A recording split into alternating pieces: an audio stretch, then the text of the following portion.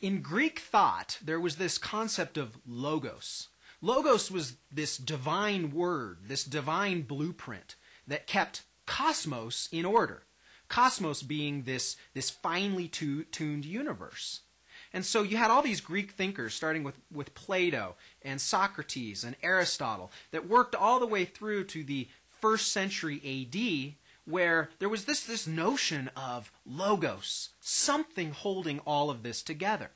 I think it's remarkable that the last writer in the New Testament of the Bible started his book, "In the beginning was Logos," and Logos was with God, and Logos was God.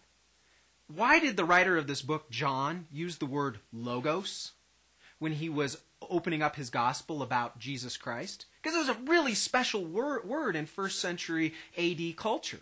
All the great thinkers, all the Greeks, all the philosophers, they were looking to this notion of logos. And John was answering them, indeed, logos is God, and God became incarnate. Because a little bit later he says, and logos became flesh and made his dwelling amongst us, and we beheld his grace and his truth. Remarkable word that he chose. See, in the Jewish culture, logos pointed to this monotheistic God, Elohim, this God that was the creator of all. They knew who logos was, and so John was actually answering the Jewish scribes, the Jewish religious people too, with the word logos. But he was also responding to everybody else in culture, who in Greek thought, and even Eastern thought, was looking to this divine word, this unseen divine blueprint that was holding all of cosmos together.